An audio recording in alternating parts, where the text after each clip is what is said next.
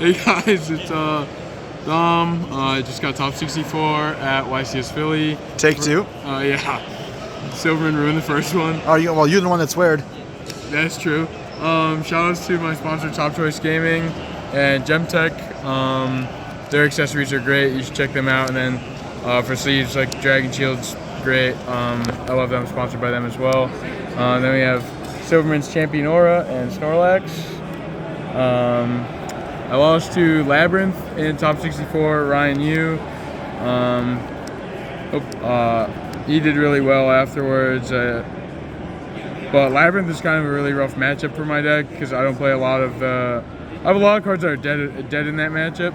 So losing the roll against that matchup is really, really difficult. And then when I went first, he had Nibiru and Gamma, so there's just like no Extravagance, Gamma if I Rise Start passed, and Nibiru if I tried to lock 5, so there's just like no option to win. So it is what it is. But here's the deck. Be 3 Unicorn, 3 Fenrir, 2 Rise Heart, and Scareclaw. So the reason I did not play 1 Rise Heart at this tournament, well, I did not play Ogre because you're like not really trying to 5-lock that often. The card is like the most dead monster to actually draw. Like it's the only one that truly does nothing. Other than this one, which you have to play this one because you need like to play 1 extender, and it's like a Babushka out, as well as out to most things. It's your way to try to force Noir as well.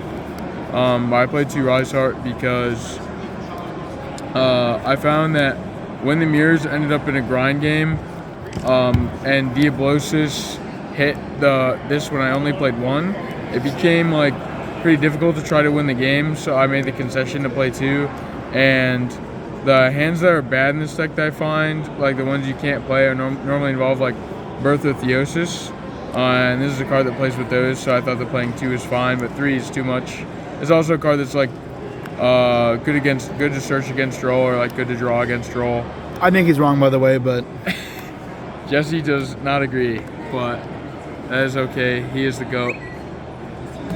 I played 3 Shifter.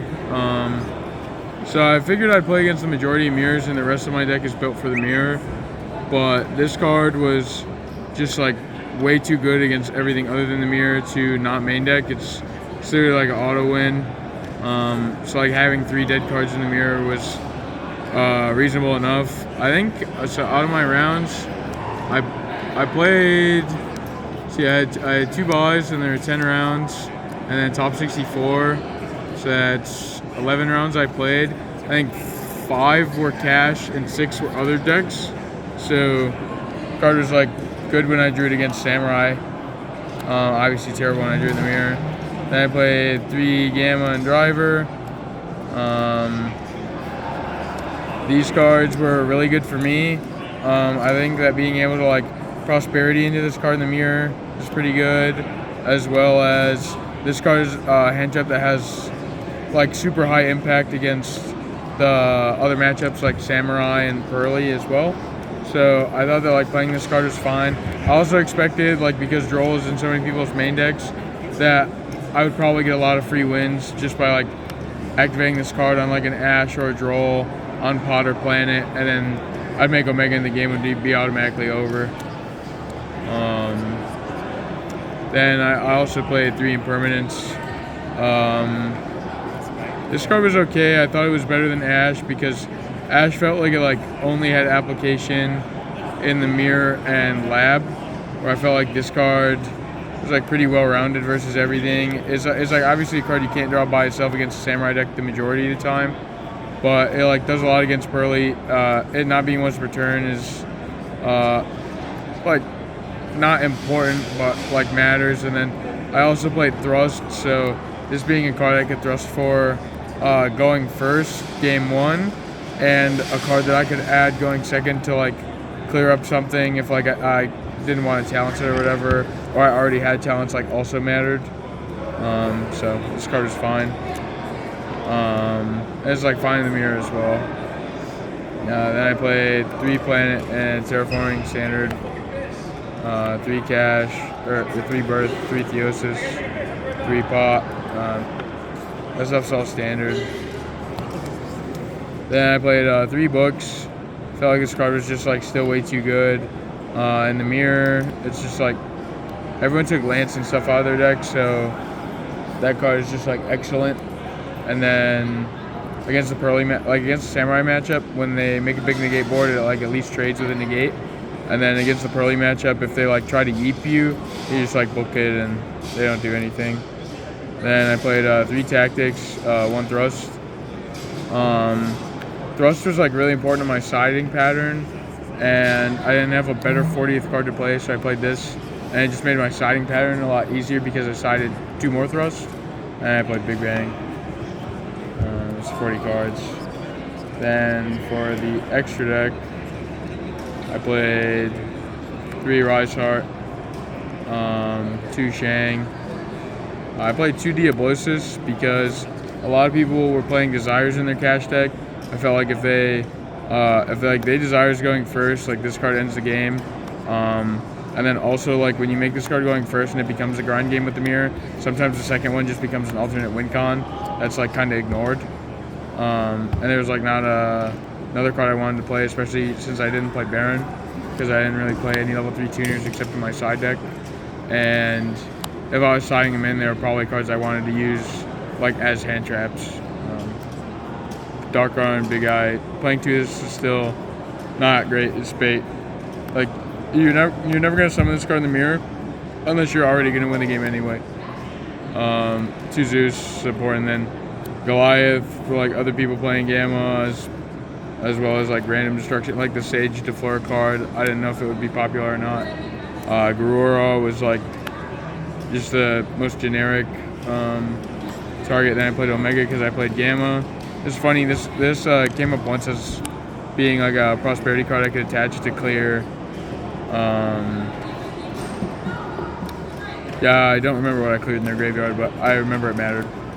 And then Donner. I only summoned this card once, and it was to kill a Baguska, so that was cool.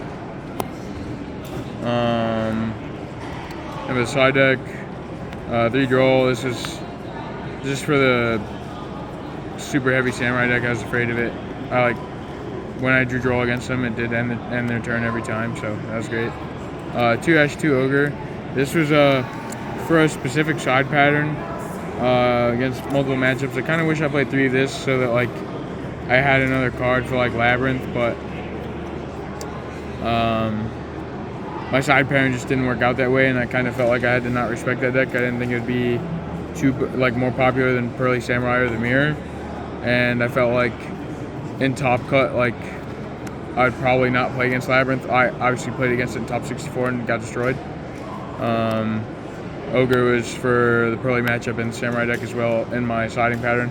Against the Samurai deck, I had 7 cards in my deck that I wanted to take out every single time, and these 7 cards were the cards I put in every single time. And then these cards like mattered based off overlaps in other matchups, like where I had holes. I played the 2 other thrusts, this second and third. They matter a lot. And I played Duster, Storm, and Herald of Ibis. This card was for Noir. I found like when I was like playing against the Pearly deck like the night before the tournament, it was pretty rare that they could Noir me and like be able to play around this card. They normally didn't have a quick play spell to flip on my turn, so this like worked out as my side pattern with Thrust, because you could just search it and out Noir. I played 3 Barrier. I elected to tell the Mirror to go first, but against like Pearly, this card's game.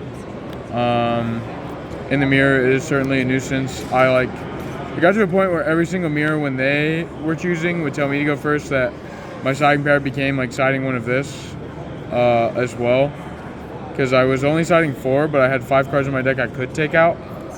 I started taking out the second Rise Heart, which I then learned did not make sense to have in my deck because it was only there for when it got the Oblivious in the Mirror. But having one of these cards makes it so the game doesn't grind anyway. So maybe having it in my main deck was good enough, and being able to side it out for the power cards later was reasonable. But there's also a world it could have just not been in my deck. I'm not sure how much it mattered. Didn't count during the tournament.